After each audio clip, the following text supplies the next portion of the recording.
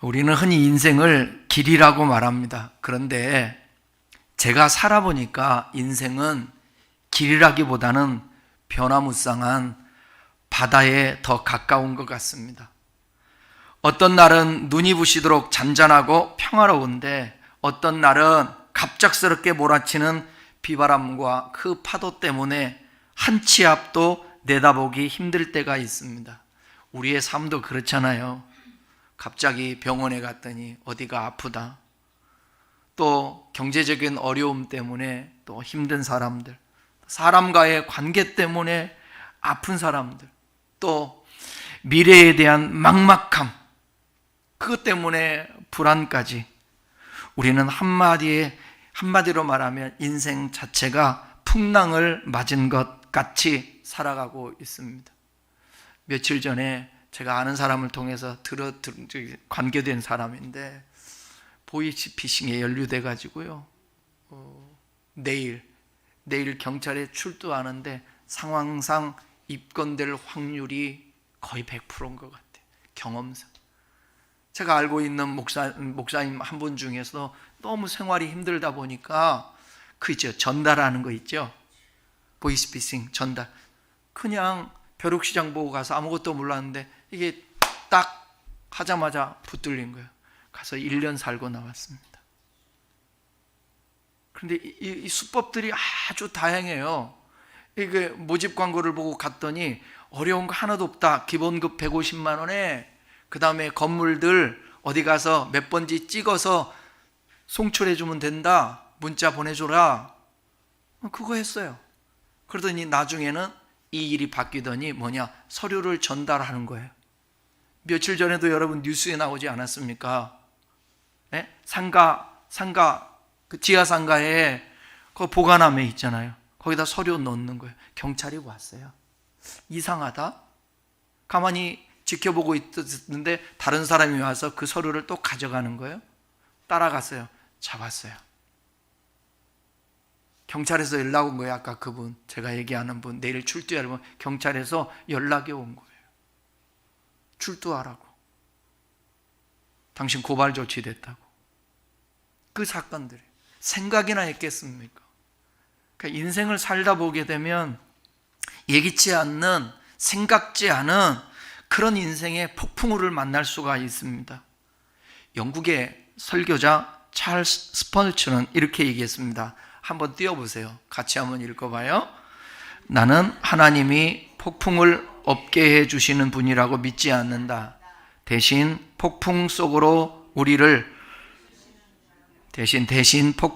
우리를 붙드시는 분이라고 믿는다. 맞습니다.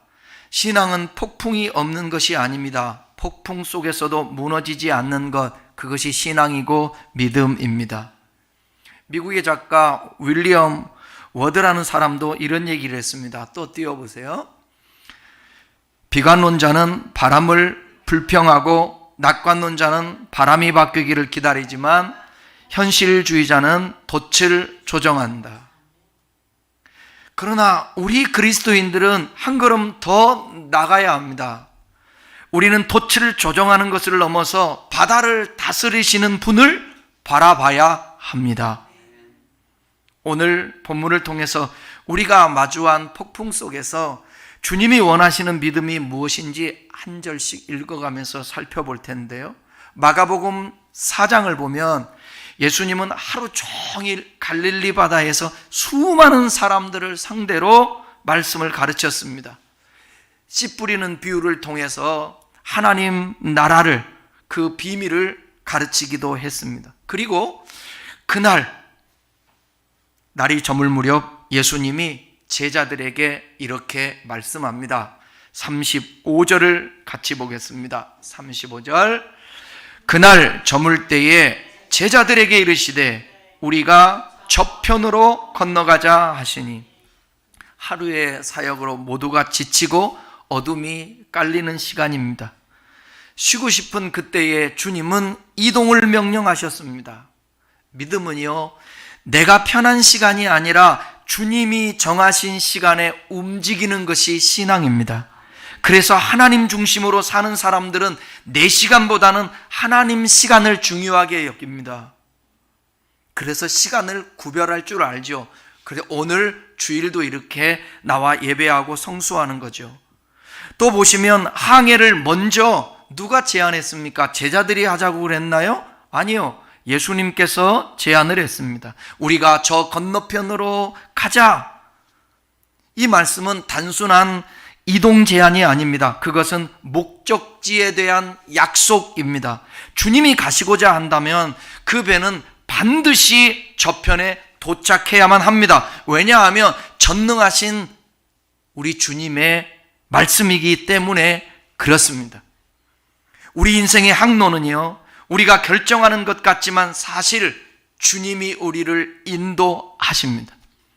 주님이 시작하신 일이라면 중간에 여러분 풍랑이 일어나든 무슨 개벽이 치든 그 항해는 결코 실패하지 않습니다. 그 신앙에는 이 믿음이 우리에게 필요한 거예요.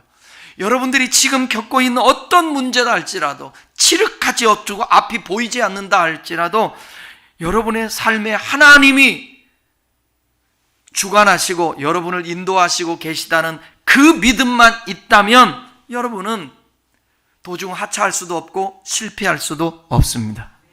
36절 이어서 읽습니다. 그들이 무리를 떠나 예수를 배에 계신 그대로 모시고 가매 다른 배들도 함께 하더니, 제자들은 기적을 바라고 몰려든 군중의 환호에서 벗어났습니다. 그리고 무리를 떠났습니다. 신앙은 때로 화려한 무리를 떠나서 고요히 주님과 배에 오르는 결단이 필요한 거예요. 여러분, 너무 바쁘다가 세상에 취해서 세상 일에 몰두하다가 세상에 인정받는 것에 거기에 집중하다가 번아웃 되지 마시고 순간순간 항상 주님께 집중하며 일하다가도 잠시 머물러 화장실에 가서 마음이 답답하고 해야 될지 모를 때에 잠시 눈을 감고 주님께 아뢰는 것입니다. 이 상황들을 항상 주님을 여러분의 삶에 초대를 해야 합니다. 제자들의 형편에 맞춰 주님을 초대한 것이 아니라 주님이 계신 그 자리에 제자들이 합류를 했습니다. 믿음은 내 상황에 주님을 이용하는 것이 아니라 주님의 계획 속에 내 삶을 던지는 것입니다. 36절 하반절에 보게 되면 다른 배들 역시 주님의 권위 아래서 함께 항해를 시작했음을 알 수 있습니다. 여러분이 인생의 배에 주님을 모셨습니까? 그렇다면 걱정하지 마십시오. 시작하신 분이 주님이시라면 끝마치는 분도 주님이시기에. 그래, 우리 인생은 여러분 누군가가 얘기했잖아요.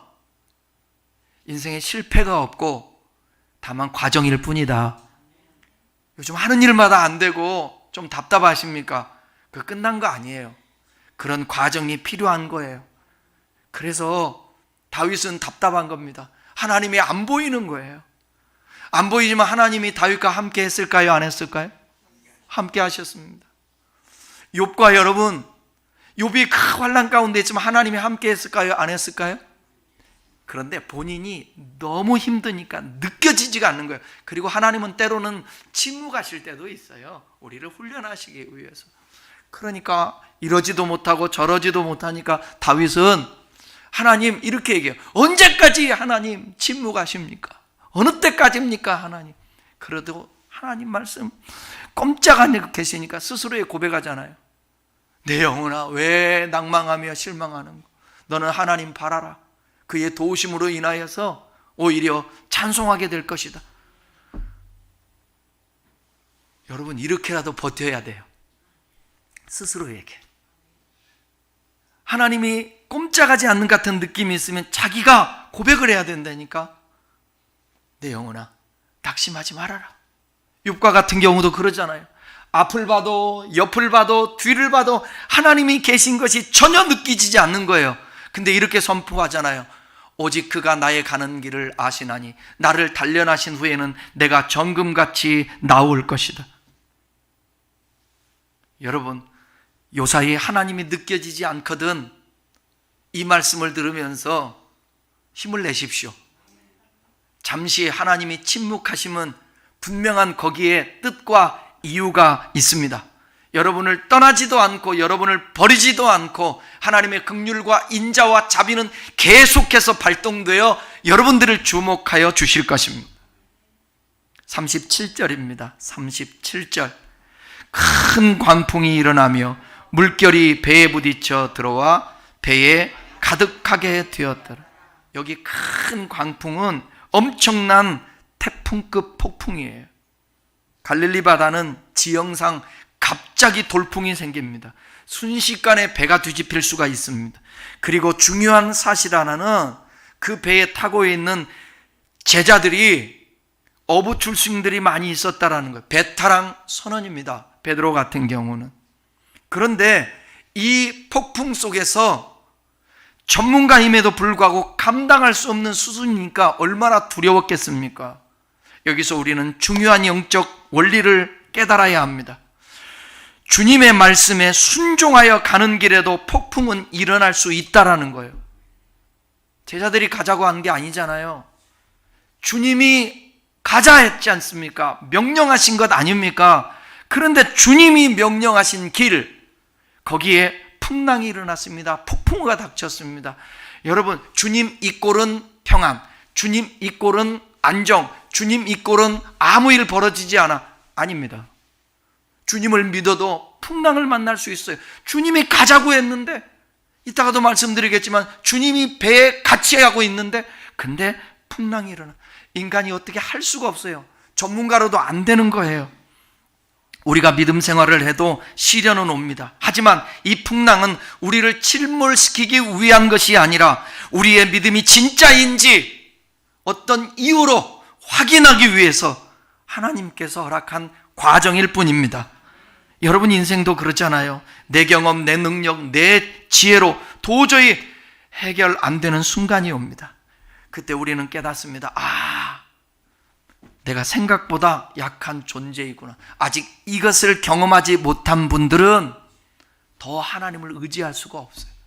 자신의 한계를 깨달아 보면 이러지도 못하고 저러지도 못하고 아무 힘이 없을 때, 그때 주님. 저는 어렸을 때 그런 경험을 했던 것 같아요. 제 나름대로 이 엄청난 폭풍을 어떻게, 우리 가정에 닥친 이 환난과 어려움, 이 문제들을 어떻게 해결하지? 믿는 신은 없고 아무도 없어. 근데 스스로 그랬던 것 같아. 누군가에게 절규했던 것 같아. 신이 존재한다면 우리 가정에 임재하시고 도와달라고. 그것이 이제 훗날 몇 년 지나고 나서 신앙에 입문하고 예수를 믿고 난 다음에 이 삶 자체가 절박함이니까 주님 앞에 기도하지 않을 수가 없는 거예요. 여러분, 20살의 나이에 요즘 아이들에게 이런 찬송이 있겠습니까? 인생길 험하고 마음 지쳐 살아갈 용기 없어질 때 넌 너울로 앉아서 울지만 말고 예수님 품으로 나오세요. 뭔 죄가 많아서 내 평생 살아온 길, 내 평생 살아온 길, 뒤를 돌아보니 걸음마다 자욱마다 다 죄뿐입니다. 뭔 죄가 많아서 그렇게. 하나님을 갈망할 때에 자꾸 그분이 안 잡혀지니까 몸부림치면서 별 고백들을 다 하는 것입니다. 그리고 한계를 깨닫는 것입니다. 혹시 지금 여러분의 힘으로 안 되는 문제가 있습니까? 낙심하지 마십시오. 그 순간이 믿음이 시작되는 자리입니다. 사람의 끝이 하나님의 시작입니다. 다 같이 시작. 사람의 끝이 하나님의 시작. 더 큰 믿음의 세계로 인도하려는 주님의 초대장이라는 겁니다. 생각먹기, 우리는 그리스도인들 아닙니까? 하나님의 부름받은 사람이잖아요. 나 끝 아니라고요. 그 끝날 것 같지만 하나님이 시작하신다고요. 더 큰 믿음의 세계로 하나님이 우리를 인도하고 성숙하게 만들고 거룩하게 만들려고 하는 주님의 초대장인 거예요. 자, 38절 또 읽어보십시다. 예수께서는 고물에서 베개를 베고 주무시더니 제자들이 깨우며 이르되 선생님이여 우리가 죽게 된 것을 돌보지 아니하시나이까. 이 구절은 우리의 인생의 가장 고통스러운 순간과 하나님의 침묵이 대비되는 지점이에요. 왜 하나님 가만히 계십니까? 지금 배에 폭풍우가 몰아쳐 배에 물이 막 들어옵니다. 넘쳐요.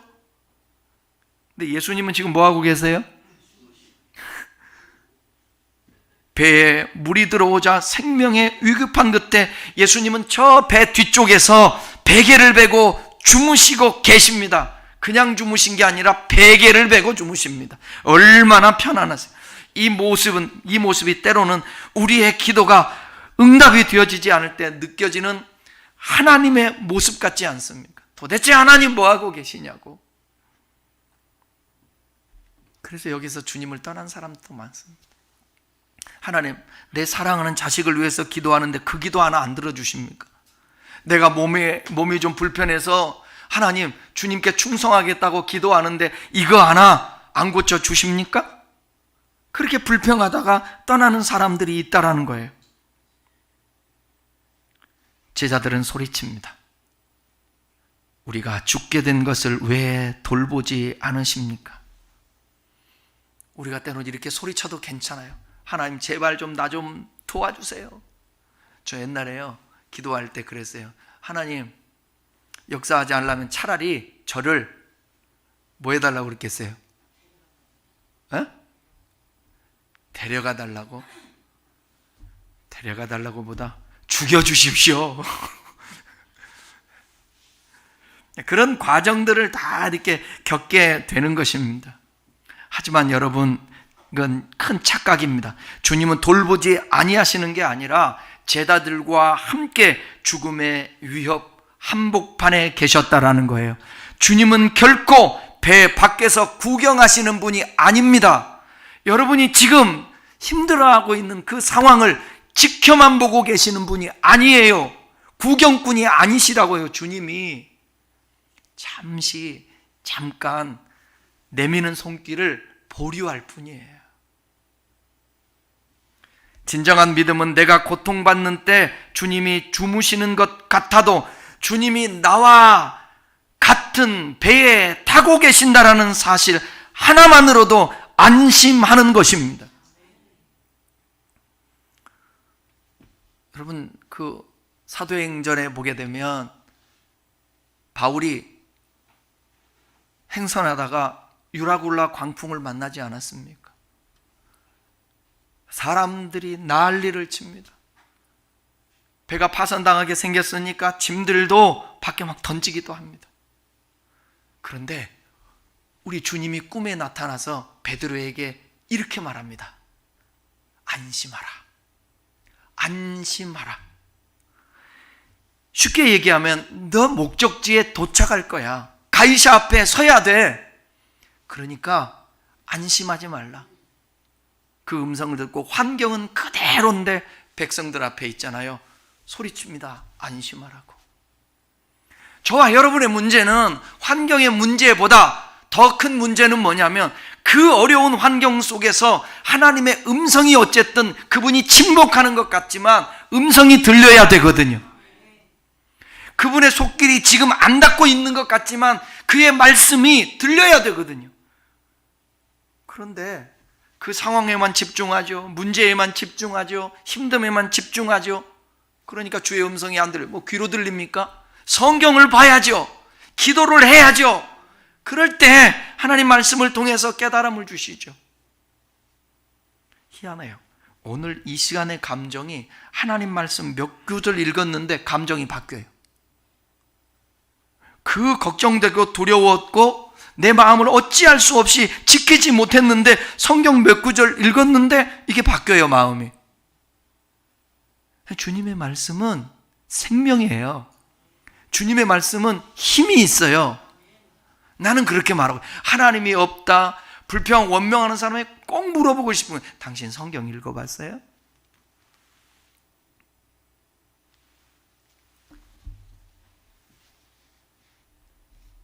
고난 중에 주님이 침묵하시는 것 같이 답답하십니까? 주님이 주무시는 이유는 상황이 이미 그분의 통제 아래에 있기 때문입니다. 상황을 보지 마시고 함께 계신 주님을 바라보십시오. 예수님을 영접했다면 그분은 임마누엘, 저와 여러분께 함께하고 계십니다. 39절 읽겠습니다. 예수께서 깨어 바람을 꾸짖으시며 바다더러 이르시되 잠잠하라 고요하라 하시니 바람이 그치고 아주 잔잔하여지더라. 여러분, 방금 읽은 장면을 마음에 한번 그려보십시오. 배가 뒤집힐 듯 날뛰던 그 거대한 파도와 바람 소리가 휘몰아쳤습니다. 그런데 주님이 일어나셔서 바람을 꾸짖습니다. 뭐라고요? 잠잠하라 고요하라. 여러분들이 주님의 입장에서 한번 해보세요. 시작. 잠잠하라 고요하라. 선포하시자마자 바람이 그치고 잠잠해집니다. 이것이 우리가 믿는 예수님의 권능입니다. 나는 할 수 없습니다. 나는 불가능합니다. 하나님이 그런데 하십니다. 그건 경험해 보지 않은 사람 모르는 거예요. 그래서 그 사랑 받은 사람만 그 사랑 알아요. 성경은 기억하라는 말이 많이 있죠? 기억해. 뭘 기억해? 하나님이 이렇게 역사한 것을 기억해. 여러분, 힘들거든 부정적인 생각하지 말고 지난 과거에 하나님이 하셨습니다. 하나님이 하셨습니다. 내 힘으로는 여기 있는 분 중에서도 저한테 그 고백한 적 있어요. 목사님, 제 힘으로는 절대 안 되는데 하나님이 은혜로 도와주셔서 제가 됐습니다. 그 맞아요. 여러분이 노력했지만 보니까 버거웠는데 그게 하나님의 도우심이었잖아요. 그걸 여러분 우리가 기억하면서 오늘 아무리 힘들어도 그 믿음 가지고 버티는 것입니다. 뜻이 있겠지, 이유가 있겠지. 믿음은 내 인생의 풍랑을 향해 내가 소리 지르는 것이 아니라 풍랑을 꾸짖으시는 그 주님 앞에 나아가는 것입니다. 내 삶의 모든 어려움을 아주 잔잔하게 만드실 수 있는 분, 오직 예수 그리스도 한 분뿐임을 우리가 믿어야 합니다. 주님의 말씀 한마디면 충분합니다. 주님의 말씀 한마디면 충분합니다. 믿음이란 나의 문제보다 하나님의 말씀이 더 힘이 세다라는 것을 인정하는 것입니다. 저 하늘이 무너지고 이 땅이 꺼질지라도 1.1핵도 변하지 않는 하나님의 말씀은 좌우의 날선 검보다 예리합니다. 혼과 및 관절과 골수까지도 찔러 쪼개기까지 하시는 하나님의 말씀은 성령으로 감동된 것으로 교훈과 책망과 바르게 함과 의로 교육하기에 유익하니 우리를 구원에 이르게까지 한다. 하나님의 말씀이 그렇게 말씀합니다. 여러분의 삶을 요동치게 하는 바람이 무엇입니까? 그 문제를 향해 직접 싸우려고 하지 마시고 주님의 말씀이 그 상황에 임할 수 있도록 기도하시기 바랍니다. 주님이 말씀하시면 상황은 반드시 정리됩니다. 하나님은 문제를 해결해서 내 마음을 평안하게 하면 좋은데 하나님은 주님을 신뢰함으로 경외함으로 내 마음을 먼저 다스리고 평안하게 한 다음에 문제를 해결하십니다. 이게 원칙입니다. 그런데 어린아이 신앙일 때는 하나님이 문제부터 해결합니다. 그리고 마음의 평안을 주기도 합니다. 요즘 왜 하나님이 이 문제 해결해 주지 않을까? 이유가 있을 것입니다. 기다려 보십시오. 그리고 주님께도 집중할 수 있기를 바랍니다. 40절 읽겠습니다. 이에 제자들에게 이르시되 어찌하여 이렇게 무서워하느냐? 너희가 어찌 믿음이 없느냐 하신. 풍랑이 잠잠해졌습니다. 배도 안정되었습니다. 이제 제자들을 향해 주님이 말씀합니다. 어째서 너희가 이렇게 무서워하느냐? 너희가 어찌 믿음이 없느냐? 여러분, 예수님의 눈에는 폭풍이 문제가 아니었습니다. 진짜 문제는 제자들의 두려워하는 것, 곧 믿음 없음이었습니다. 믿음 없음 이꼴 두려움이었기 때문에. 여기 무서워하느냐 말은 왜 겁쟁이처럼 구느냐 이거예요. 그러면 주님이 기대했던 건 뭘까요? 그 풍랑 속에서 주님이 제자들에게 기대했던 게 뭘까요?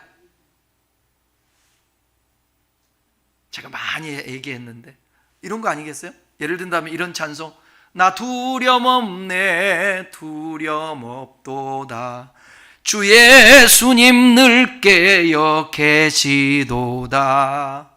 이 배를 항해하는데 여기에 선장은 누구시라? 예수님이라. 이렇게 고백하기를 원했던 거예요. 저와 여러분에게 이 믿음이 필요해요. 이 믿음이. 하나님, 우리 집에 지금 폭풍우가 몰아쳤습니다. 내 인생에 폭풍우가 있고 이 마음의 신앙에 폭풍우가 몰았습니다. 그럴 때에 불평하기보다 하나님 내 안에 계시니 내가 염려하지 않고 기도하겠습니다. 예수님과 함께 있으면서도 예수님이 안 계신 것처럼 두려운 모습을 보시고 주님께서 왜 두려워하느냐? 왜 믿음이 너에게 없느냐? 사실 제자들에게는 두려워할 이유가 없었습니다. 왜냐하면 예수님이 같은 배에 타고 계시고 그 주님은 수도 없는 기적과 이적을 그동안 보내주셨습니다. 죽은 자를 살리시고 없는 걸 있는 것게 하시고 오병이의 기적도 베푸실 수 있고 물로 포도주를 만드시고 혈루병 아이를 고쳐주시기도 하시는 그런 능력이 있는 주님이 지금 배에 같이 타고 있다라는 거예요. 주님이 타신 배가 가라앉아서 예수님이 그 파손되고 조각난 나무를 잡고 둥둥 떠 있으면서 얘들아 괜찮니? 이분이 메시아입니까? 이분이 어떻게 메시아가 돼요? 이분은 예수님 메시아가 아니에요. 그냥 파도를 잠잠케 하셔서 배가 침몰하지 않게 하는 거예요. 저와 여러분의 가정과 우리의 삶의 배도 침몰되지 않습니다. 주님이 함께 하시니까. 그런데 제자들은 예수님보다 파도를 더 크게 봤습니다. 이게 불신앙이었던 거죠. 그래 예수님이 책망하시는 거예요. 여러분, 믿음은 폭풍이 없는 상태가 아니라고 그랬어요. 폭풍 속에서도 그래도 주님이 함께 계신다, 이렇게 고백하는 것입니다. 오늘 주님이 우리에게도 묻습니다. 왜 그렇게 두려워하느냐? 왜 나를 믿지 못하느냐? 이 질문 앞에서 주님, 이제는 믿습니다 라고 담대히 고백하는 저와 여러분이 되었으면 좋겠습니다. 마지막 절 41절 읽겠습니다. 그들이 심히 두려워하여 서로 말하되 그가 누구이기에 바람과 바다도 순종하는가 하였더라. 풍랑이 멈췄지만 제자들은 여전히 두려워하고 있어요. 이게 중요한 거예요. 그런데 이 두려움은 아까와는 성격이 다른 두려움입니다. 죽을까 봐 떨었던 비겁한 두려움이 아니라 이제 주님의 능력 앞에 압도당한 거룩한 두려움이에요. 경외심에서 나오는 거예요. 제자들은 서로 묻습니다.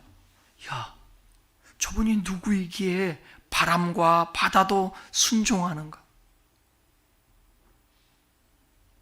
이상하게도 모든 것이 해결되었는데 제자들은 안심하지 않습니다. 오히려 성경은 말합니다. 심히 두려워하였다. 이제 폭풍이 아니라 예수님이 두려워진 거예요. 왜일까요? 바람과 바다가 예수님의 말씀에 순종하는 것을 보았기 때문에. 도대체 저분이 어떤 분이시기에 이 바다도 잠잠케 파도도 잠잠케 하는가? 그들은 깨달았습니다. 아, 이분은 단순한 선생님이 랍비가 아니구나. 아, 그토록 약속했던 그 예수님, 진짜 때가 되어 오신, 신실하게 약속하신 언약의 성취로 오신 동정녀 탄생하신 예수님이시구나. 700년 전에 이사야 선지자를 통하여서 예언했던 이분이 메시아구나. 그 깨닫게 된 거예요. 그러니까 두렵고 떨리는 거죠. 여러분, 폭풍이 사라지는 것보다 더 큰 기적은 뭐냐면 예수님이 누구신지를 알고 믿는 것입니다. 이게 더 큰 기적입니다. 예수님이 크시면 폭풍은 작아집니다. 시작.